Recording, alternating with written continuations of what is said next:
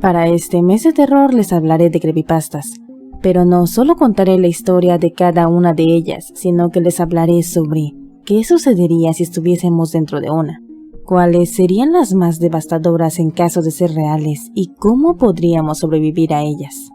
Desde las creepypastas que formaron parte de nuestra infancia hasta las más recientes, pasando incluso por los backrooms, los poolrooms o los SCPs. Hoy les hablaré de este tema enumerando las creepypastas desde la más tranquila hasta aquellas de horror cósmico, de las cuales no hay ninguna escapatoria. Y aunque me dejaron muchas en los comentarios, para este top solo he seleccionado aquellas que más se repitieron. Así que, bienvenidos al canal de Brillo G. Comenzaré este top por los más débiles, es decir, aquellos de los que fácilmente podríamos escapar o vencer sin tener mucho conocimiento previo del mismo. En el último puesto tenemos a los tulpas. Creo que todos nos hemos imaginado alguna vez con poderes psíquicos, o al menos hemos pensado en qué pasaría si pudiésemos mover objetos con la mente. Y la verdad es que esto sería posible si tuviésemos un tulpa. Aunque a primera instancia esto parecería algo positivo, tendríamos que tener mucha fuerza mental, puesto que los tulpas no se limitan a ser mayordomos o seres imaginarios, sino que son una especie de ente creado con nuestra imaginación y subconsciente, que en un punto podrían ser incontrolables.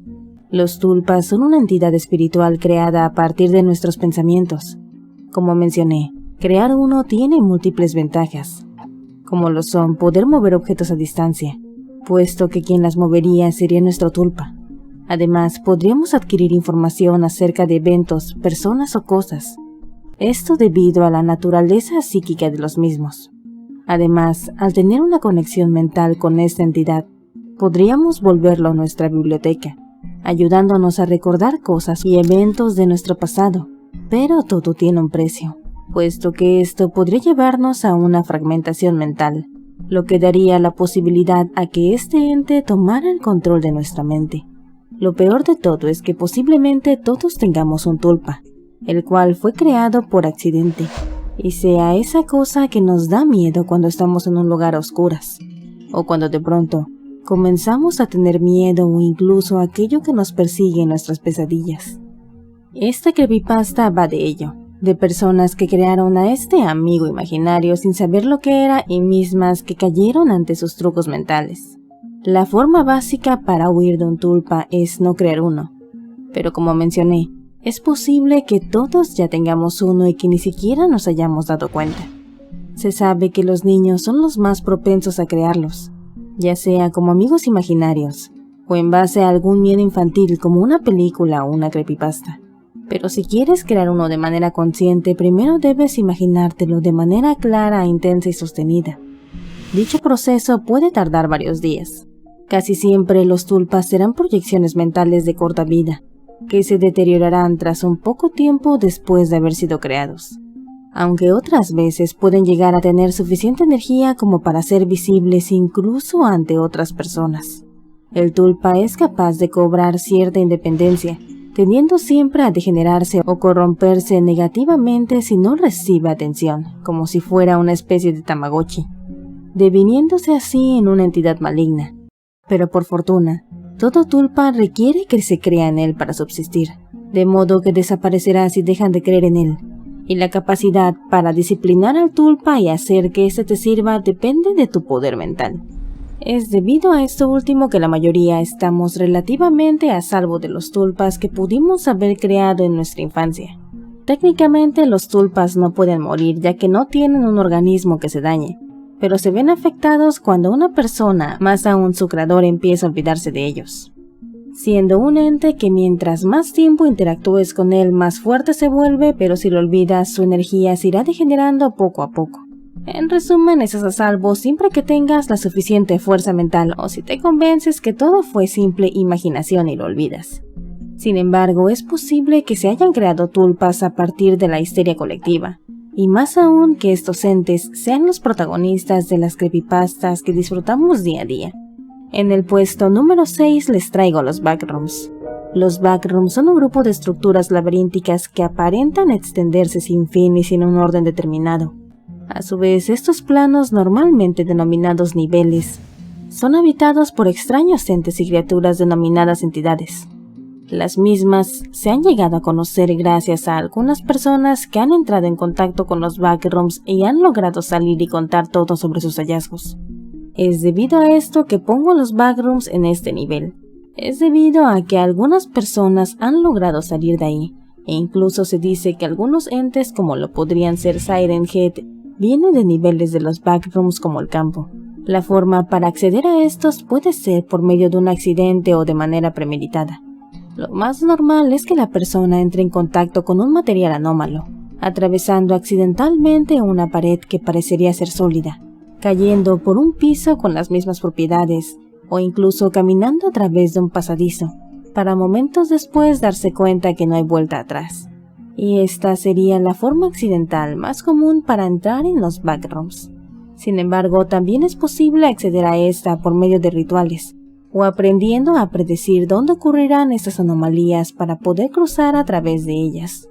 Dentro de los backrooms, las posibilidades de supervivencia son muy variables, puesto que dependeríamos de nuestra fuerza mental para mantener la calma en esas circunstancias, así como de nuestro conocimiento sobre las diferentes entidades con las cuales podríamos hacer contacto.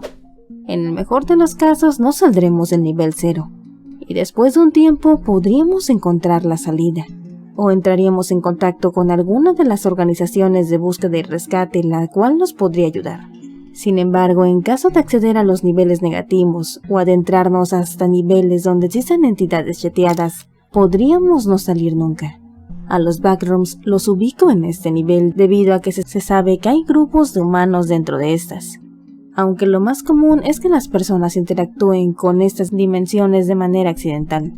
Y aquí quiero dejar en claro que en algunas descripciones se dice que es imposible salir de los backrooms. Sin embargo, teniendo en cuenta que hay algunos niveles de las backrooms que se catalogan como semi-habitables y con recursos, no descarto que teniendo el suficiente conocimiento de supervivencia pudiera una persona permanecer en ellas durante bastante tiempo.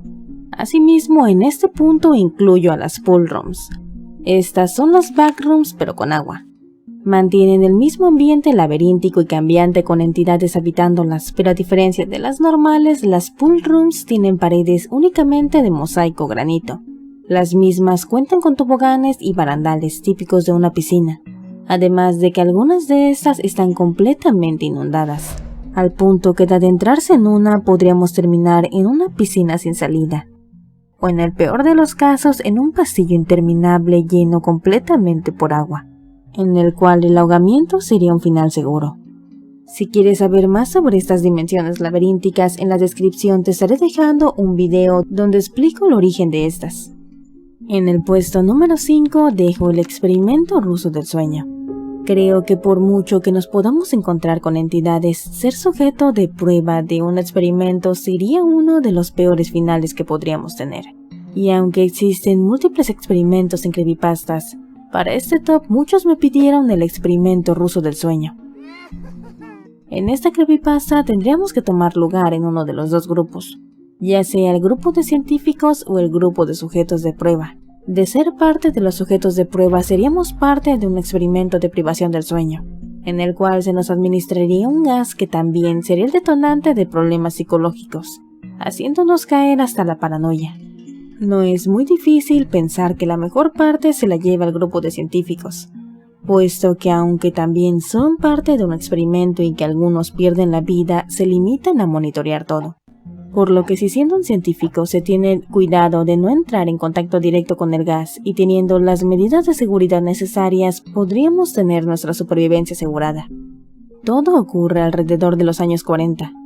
El experimento se basaba en privar del sueño a 5 personas por 15 días, estimulándolos mediante un gas.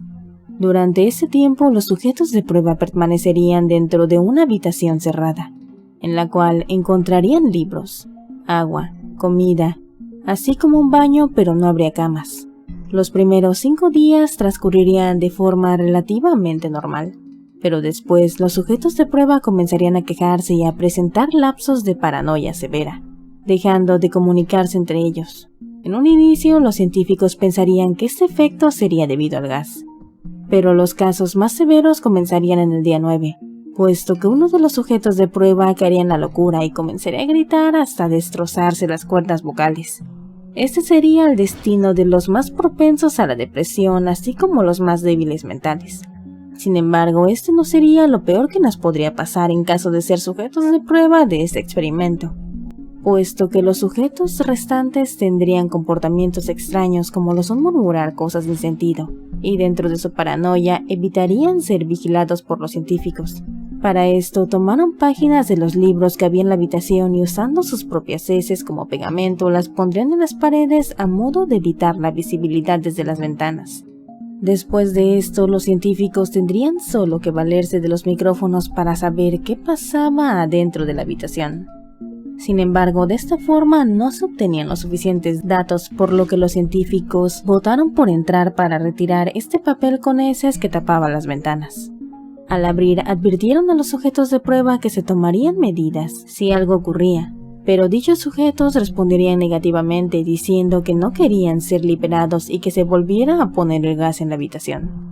La creepypasta continúa de más días de investigación diciéndonos que en los 4 sujetos de prueba que había dentro de la habitación no habían tocado las porciones de comida, así como que se encontraron pedazos de carne en el drenaje de la habitación, carne que era de uno de los 5 participantes. Pero a pesar de lo que podríamos llegar a pensar, todo el daño había sido autoinfligido. Del mismo modo, los demás sujetos de prueba presentaban señales de que se estaban comiendo a sí mismos. Aunque por muy mala que parecería esta situación, los sujetos de prueba rogaban que volvieran a ponerles el gas. Debido al comportamiento errático de los sujetos de prueba, se intentó controlar a uno de ellos con calmantes, pero al dormirlo falleció.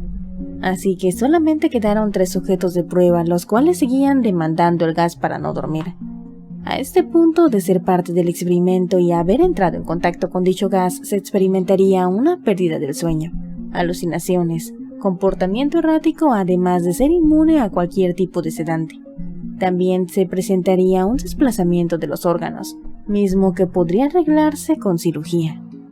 Del mismo modo, las personas expuestas al gas tendrían una cantidad anormal de oxígeno en la sangre y la necesidad de permanecer despiertos por cualquier método. De ser puestos a dormir, el final sería un fallecimiento a causa de un paro cardíaco. La creepypasta termina con uno de los sujetos quitándole la vida a otro y a uno de los científicos, mientras decían que era la representación de la locura.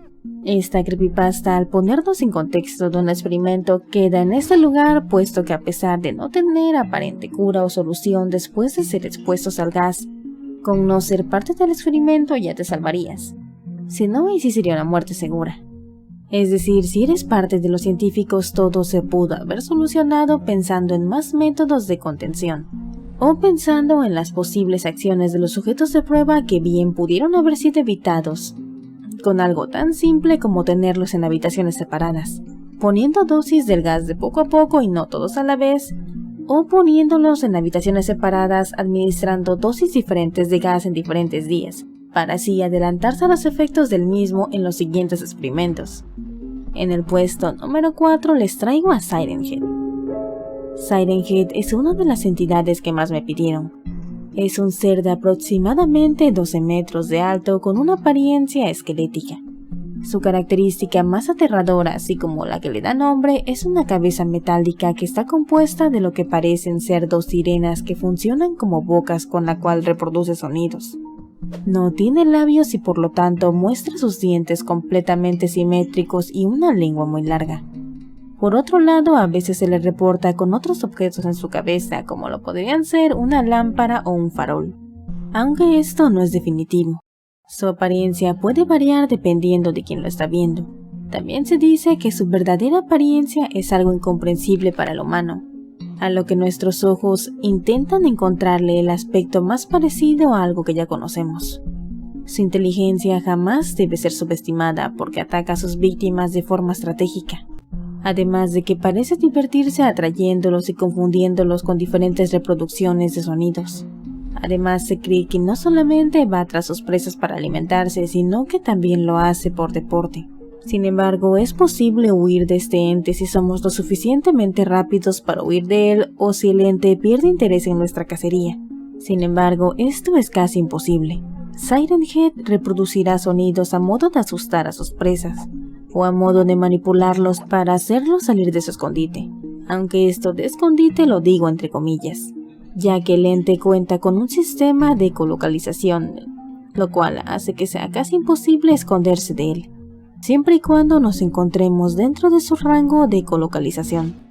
Debido a su estatura, podría ser posible intentar ocultarse en lugares donde el ente no quepa y así estar lejos de su alcance.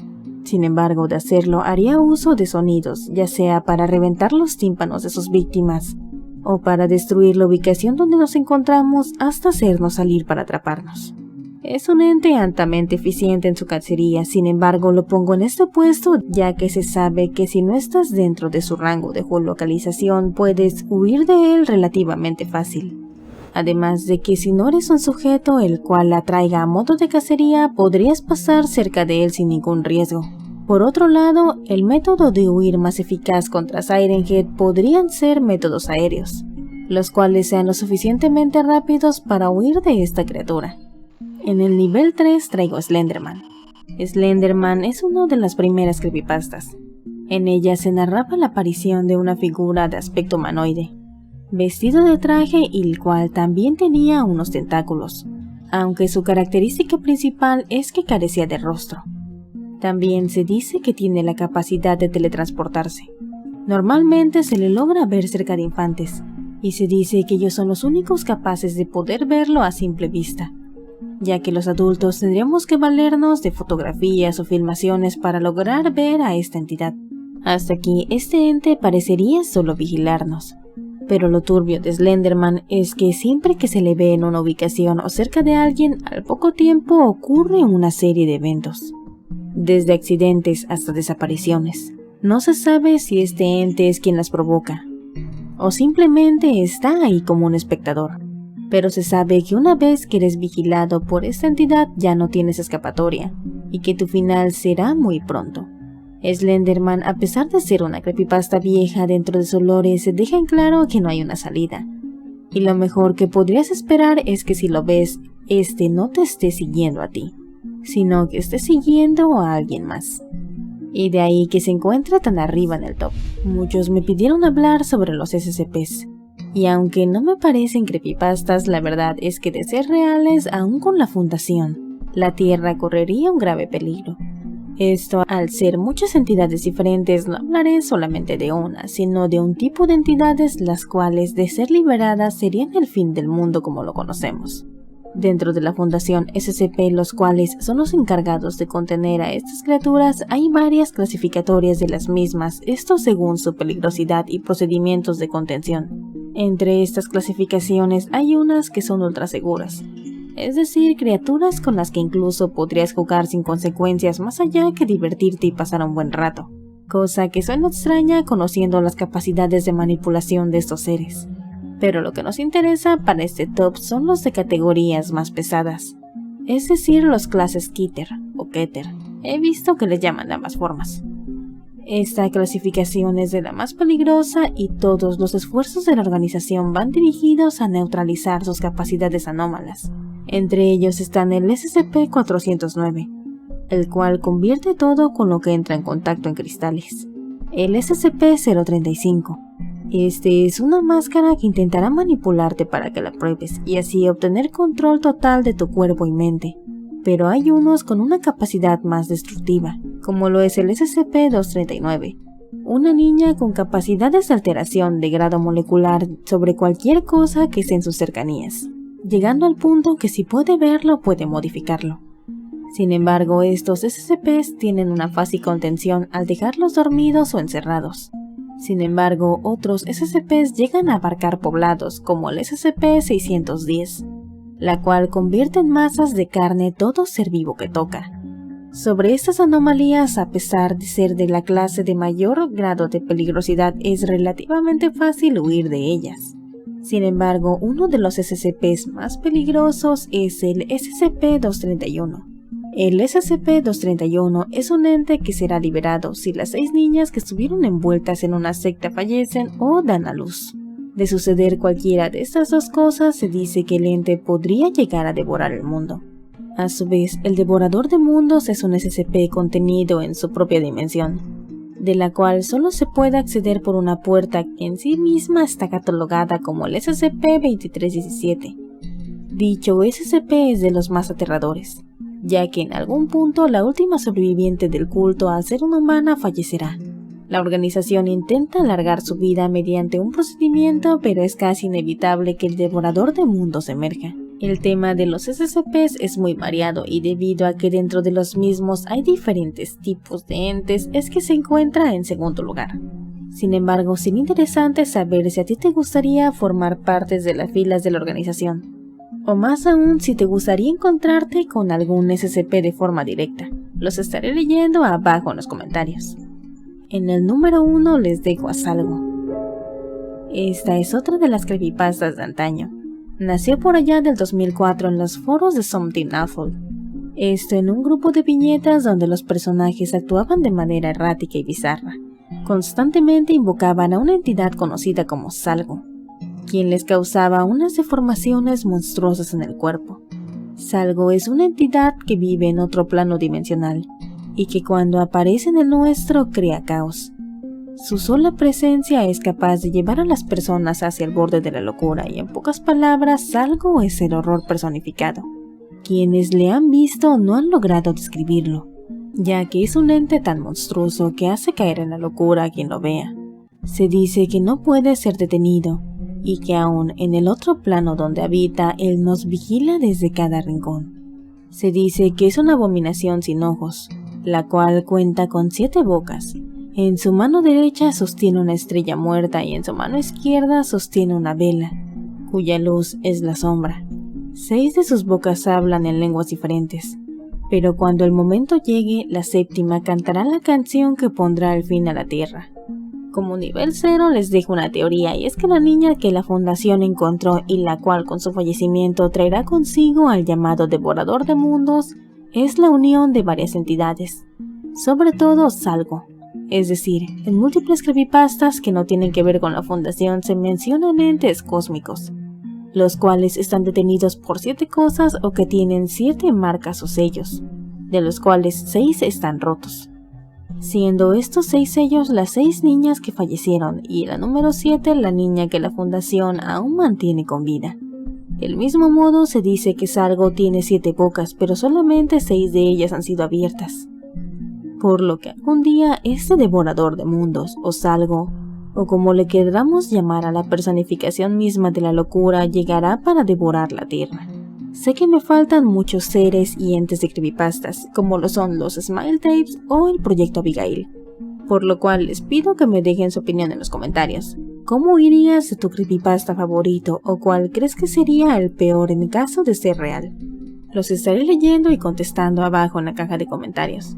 Recuerda darle like, suscribirte y compartir con fanáticos del terror y de las creepypastas en tus redes sociales, ya que eso apoya mucho el canal. Hasta un próximo video, Goldenes.